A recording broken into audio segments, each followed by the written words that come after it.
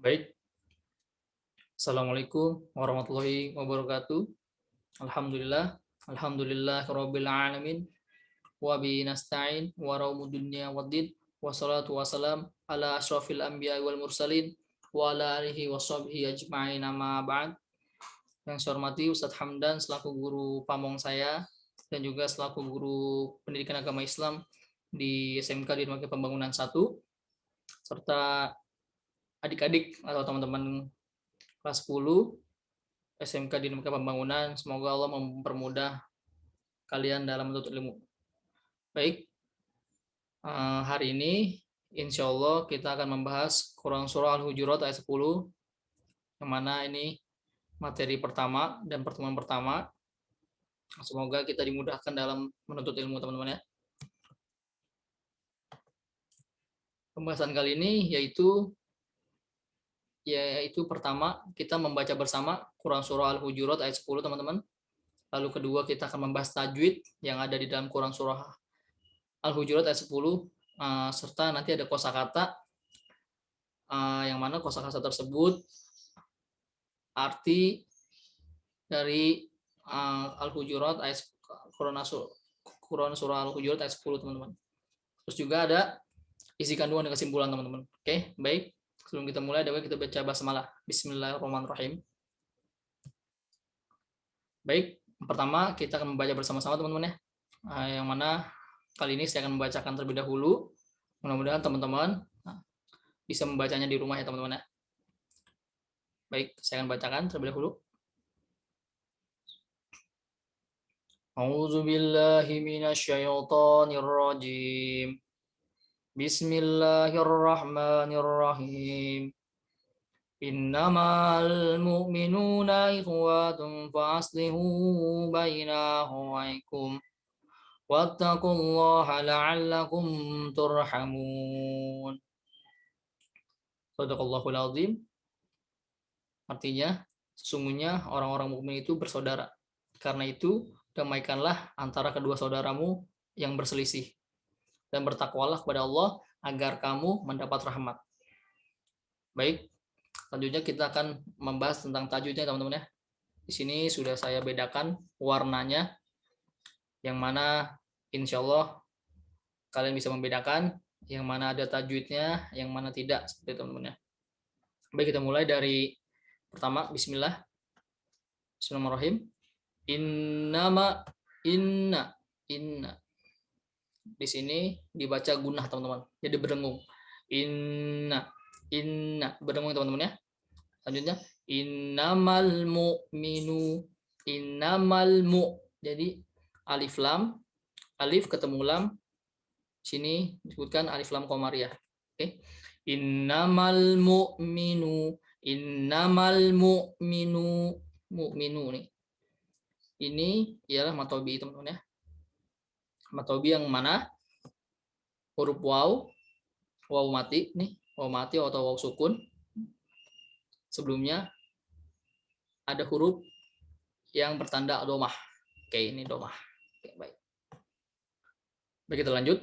Innamal mu'minuna ikhwatun fa'as. Ikhwatun.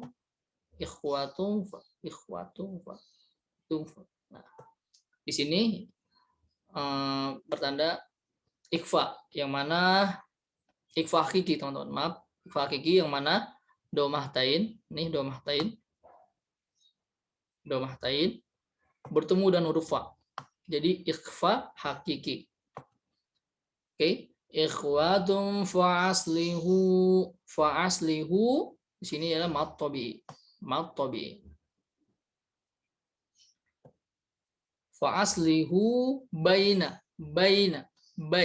Di sini adalah mad lain ya, teman-teman. Yang mana mad lain itu huruf ya atau waw sukun bertemu dengan huruf yang sebelumnya berfathah. Nih, berfathah. Oke. Jadi bacanya di ayun. Fa'aslihu di ayun. Baina ahwaikum Wattaqullah ini lam jalalah, yang mana dibaca tafhim atau tebal teman. Wattaqullah innallah, seperti itu teman-teman ya contohnya. Selanjutnya la'allakum, la'allakum. Nah, di sini ada mim bertemu ta, yang mana disebut izhar syafawi teman-teman. Karena mim mati nih, mim mati atau mim sukun, mim mati bertemu dengan huruf selain mim dan ba. Oke, jadi selain mim dan ba itu izhar syafawi. Seperti itu teman-teman ya. La'allakum turhamun. Turhamun mad arid disukun. Baik teman-teman, alhamdulillah kita sudah belajar tajwid. Mudah-mudahan dengan pemaparan atau pembahasan kali ini kita bisa memahami lebih jelas ya teman-teman. Pun kalau memang belum jelas, nanti bisa kita bahas bareng-bareng ya teman-teman terkait tajwid ini.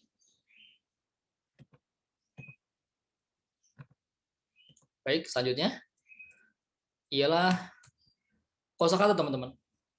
Yang mana kosakata ini teman-teman bisa baca ya. Bisa baca ini karena kosakata saya bedakan agar lebih spesifik gitu teman-teman. Dari Arab ke Indonesia, dari Arab ke Indonesia, dan ini arti dari Quran surah Al-Hujurat ayat 10 teman-teman. Teman-teman bisa baca dan mudah-mudahan teman bisa pahami ya. Baik, selanjutnya isi kandungan dan kesimpulan teman-teman. Yang pertama, surat Al-Hujurat ayat ke-10 menegaskan bahwa orang-orang yang beriman itu bersaudara teman-teman. Oke, sini sudah jelas bahwasanya surat Al-Hujurat ayat 10 menegaskan bahwa orang-orang yang beriman itu bersaudara. Artinya teman-teman, ketika kita melaksanakan atau menjalankan perintah-perintah Allah dan teman kita menjalankan perintah Allah, dan disitulah kita bersaudara teman-teman. Artinya perintah Allah apa aja? Seperti sholat, zakat, dan sebagainya teman-teman. Dan di situ beliau adalah saudara kita teman-teman. Selanjutnya nomor 2, persaudaraan dalam iman, ukhuwah imaniyah, bagaikan saudara sekandung, bahkan ikatannya lebih kuat lagi. Ayat ini menggunakan istilah ikhwah, bukan ikhwan. Oke? Ikhwan itu laki-laki gitu. Untuk menunjukkan kuatnya ikatan persaudaraan itu teman-teman. Artinya persaudaraan dalam iman itu bagaikan saudara sekandung, ikatan lebih kuat lagi teman-teman. Ketika kita beriman, kita akan dikumpulkan atau dipertemukan dengan orang-orang sama dengan circle-nya dengan kita. Circle atau lingkungan yang sama seperti kita, teman-teman.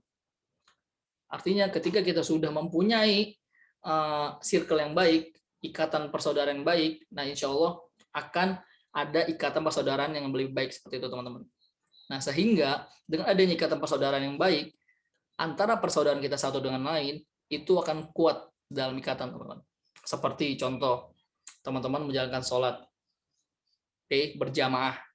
Nah, di situ kita akan merasakan bagaimana ikatan persaudaraan. Bagaimana selepas sholat kita bersalaman, bertegur sapa selepas sholat. Dan di situ teman-teman, feel-nya seperti itu. Baik, ketiga, ketika ada orang-orang mukmin berselisih dan bertikai, kewajiban bagi mukmin lainnya untuk mendamaikan mereka, terutama pemimpin kaum muslimin. Mereka yang paling wajib mendamaikan. Di sini kita bisa pahami teman-teman, ketika teman-teman melihat ada perselisihan atau pertikaian antara pihak satu dengan dua, seperti itu, kalian harus tampil teman-teman, harus tampil sebagai penengah gitu, penengah dan mendamaikan teman-teman, bukan malah memperkeruh suasana seperti itu teman-teman. Nah, sehingga kewajiban mukmin itu bisa dijalankan, yang mana kalau berangkat dari sini ialah kalian bisa mendamaikan ketika orang ada yang marahan. Seperti itu, teman-teman. Oke? Bisa dipahami? Nah, terutama pemimpin kaum muslimin. Artinya ketika kalian menjadi pemimpin atau siapapun jadi pemimpin, nah, mereka paling wajib mendamaikan. Artinya ketika kalian menjadi pemimpin dalam suatu kelas gitu, satu kelas deh, kita nggak usah jauh-jauh, satu kelas. Nah, kalian pemimpin kelompok atau ketua kelompok. Nah, di situ kalian wajib mendamaikan perselisihan yang ada di dalam internal kelas kalian, seperti itu. Oke? Bisa dipahami ya? Oke, bisa insya Allah. Lanjut keempat, pertikaian bisa terjadi bahkan di antara dua orang yang beriman. Meskipun yang bertikai dua orang, wajib bagi mukmin untuk mendamaikan mereka. Apalagi jika yang bertikai banyak orang. Oke? Nah, pertikaian memang tidak bisa kita hindarkan, teman-teman. Seperti itu. Bahkan di antara dua orang yang beriman. Nah, meskipun bertikai dua orang, wajib bagi mukmin untuk mendamaikan mereka. Apalagi jika bertikai banyak orang. Artinya, bagaimanapun proses pertikaiannya atau berapa lama pertikaiannya, kita wajib tampil untuk menjadi penengah, teman-teman. Penengah artinya apa? Tidak condong ke kanan atau ke kiri, seperti itu. Dan tidak tambah memperkeruh suasana. Seperti dua halnya orang beriman ketika bertikai. Nah, walaupun berdua ataupun nanti banyak, kalian wajib mendamaikan mereka.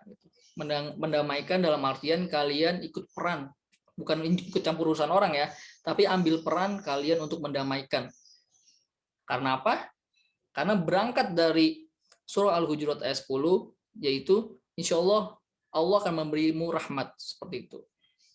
Nah, berangkat ke poin 5, orang-orang mukmin harus menjadikan takwa sebagai landasan dalam seluruh amal dan aktivitasnya, teman-teman. Termasuk dalam mendamaikan dua orang yang bertikai.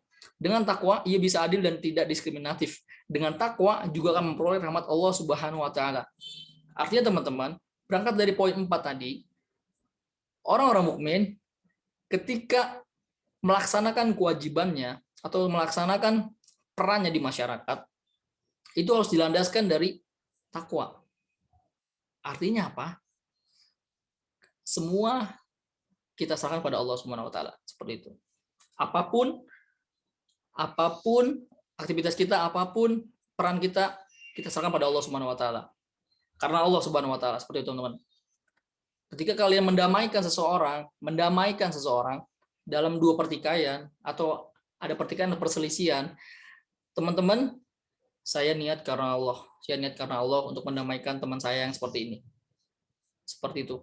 Nah, artinya ketika kalian sudah berniat seperti itu, apapun karena Allah, insya Allah kalian akan berusaha bisa adil dan tidak diskriminatif. Yang tadi saya sampaikan, kalian tidak ke tengah, tidak ke pihak satu atau dua. Kalian di tengah-tengah, teman-teman. Kalian di tengah-tengah nih. Kalian di tengah-tengah. Seperti itu. Jadi tidak condong ke pihak satu atau pihak dua. Oke, baik. Selanjutnya, dengan takwa juga akan memperoleh rahmat Allah Subhanahu wa taala. Oke. Dengan apapun kalian melaksanakan aktivitas serta ibadah karena Allah, insya Allah Allah akan memberi atau akan memberikan rahmat kepada kalian. Seperti apa? Hati kalian lembut, hati kalian peka, pikiran kalian agak mudah berhusnuzon terhadap orang, teman-teman, seperti itu. Nah, sehingga hal-hal yang buruk pun akan terhindar dari kita, insya Allah, teman-teman. Oke, baik. Mungkin itu saja yang bisa saya sampaikan. Sebelumnya, saya terima kasih atas perhatian kalian. Semoga Allah Subhanahu wa taala mempermudah urusan kita semua dan mempermudah kita dalam belajar. Oke. Baik.